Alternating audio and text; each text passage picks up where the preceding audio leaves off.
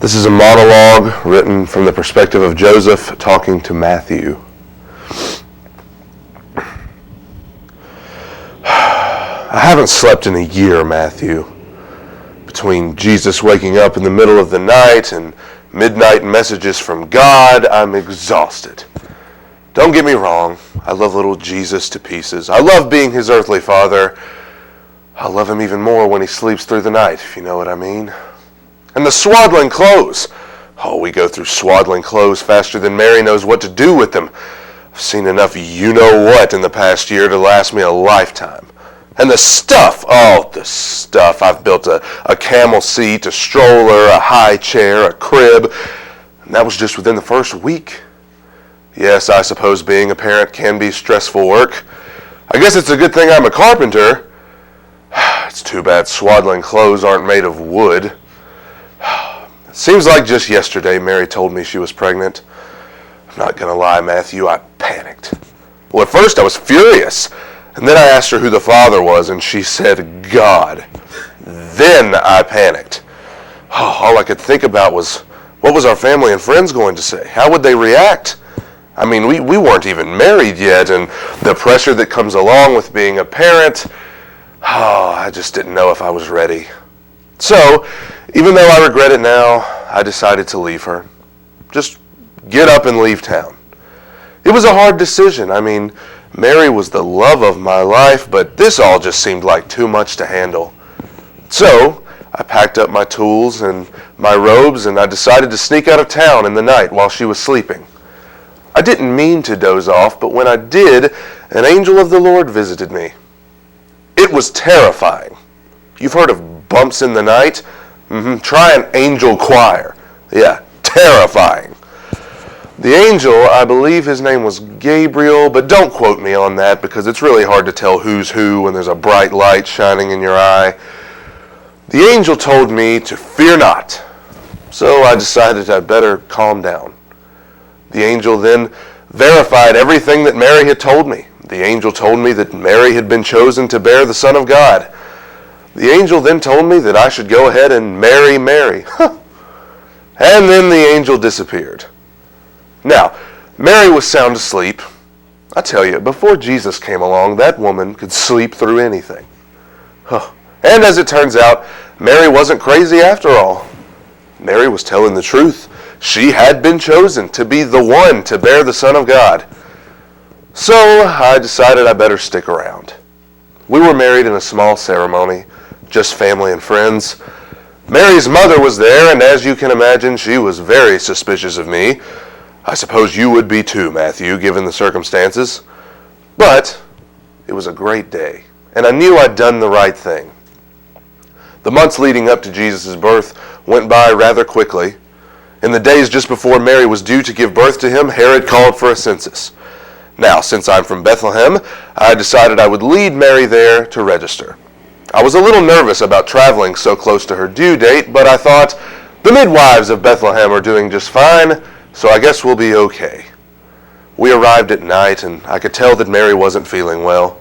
She looked tired, and if her mood was any indication, I knew something was afoot. I decided we should seek rest immediately, so I stopped at the first inn I saw. The innkeeper said there were no rooms available, I guess because of the census. Mary got very snippy with him. I felt bad about that. I mean, he was just trying to do his job, and he had no idea who we were. But Mary got very snippy with him. I guess it's understandable considering she was in labor. But that kind gentleman told us that even though he had no rooms available, he did have a stable out back that we could use. And we wouldn't even have to pay for it. I figured with all of the child expenses we were about to have to pay that it wouldn't behoove us to save some money. So I didn't even look for anywhere else to go. It's a good thing I didn't, because as it turns out, I wouldn't have made it anywhere else. Shortly after we got into the stable, Mary gave birth to Jesus. I always wondered how I would feel once Jesus was born. I knew I had been called to be his earthly father, but he wasn't my son. He was God's son. How would it feel to hold him and to know that he didn't belong to me? How would it feel when Jesus called me Father and yet I knew that he wasn't mine? Well, All of that changed when I saw him for the first time. He was the most precious, most wonderful child I'd ever seen. I felt immediately connected to him, protective of him, the way that any father would. And then I realized, we are all God's children, given to our earthly mother and father, but for a short time. And then I thanked God for the blessing of my child, my Jesus. And then Jesus began to cry, and cry, and cry, and cry, and cry, and cry.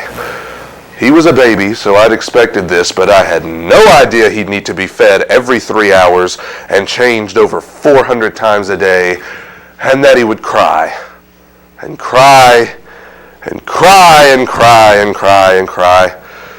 So first thing was first, we needed a swaddling cloth. Luckily, Mary had brought one from home just in case, and then he'd need a place to sleep. Now, as you can imagine, there was no crib in the barn, just a bunch of hay and a nosy donkey. But Jesus needed a place to sleep. So we found a manger in the corner, we got it, brushed it out, and we let the little guy sleep. The donkey was a little angry that we had confiscated his manger, but I told him to deal with it. The first night was pretty rough. Mary was tired from labor, and I was tired from travel. As soon as Jesus was born, people started arriving. Angels, wise men, shepherds, the innkeeper and his wife, you name it, they were there. That, coupled with Jesus' midnight snacks, caused for many a sleepless night for Mary and myself. So, when God came to me in a dream and told me that I should flee to Egypt, I thought I was going to cry. And cry, and cry, and cry, and cry. I mean, we were exhausted. How could we just get up and go to Egypt? But God usually means business when he calls you to a task, so I figured we better get moving. We said goodbye to the innkeeper, gathered up Jesus and our belongings, and began to make our way towards Egypt. You see, God told me that Herod felt threatened by Jesus and wanted to destroy him, so I had to do everything in my power to protect him. And so, a year later, here we are, still hiding out. I don't know how much longer we're going to be here. We're just waiting. It's been really hard on Mary being away from her family. You know, quite frankly, it's been hard on me too. But whenever I get discouraged, I remember God gave me a choice. I made a choice. I didn't have to say yes when the angel came to me that night.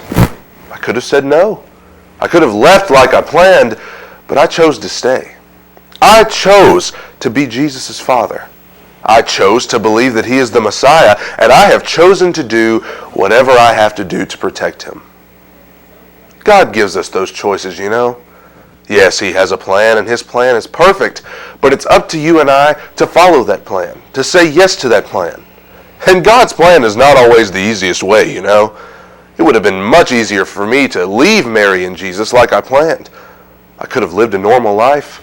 I could have been free of so much responsibility and fear, but I didn't leave, because that's not what God wanted. We're all going to be faced with those choices, and when we are, all we have to do is ask and listen carefully, and we will know what God wants from us. It doesn't always take an angel standing outside of your window in the night to hear the voice of God. Sometimes it's just in a knowing feeling, a sense of calm, a whisper in your ear. You can hear his voice in the bird's song, or in a gust of wind, or in the falling snow. God's voice is everywhere, and all you have to do is listen, and you will know what his will is for your life. Well, Matthew, I've got to get going. I promised Mary I'd be home in time to read Jesus a bedtime story. Hey, you know, when your book comes out, I'll be sure to read it to him. How about that? And then he'll know the story of his birth. Then the whole world will know the story of his birth. You know, Matthew, I think your book may be part of God's plan. But God's greatest plan of all is Jesus. Yes, he's God's son, and Mary and I are his earthly mother and father. But Jesus belongs to all of us. He was sent to earth for every single one of us, and all you have to do is believe, and you will be forgiven. But it is your choice. It's up to you, but it's his plan, and it is his will. And that night, when God blessed the earth with this most beautiful gift, that night that changed my life forever, that night that I decided that I would follow God's plan, that night. Silent night, holy night, all is calm, all is bright, round yon virgin mother and child.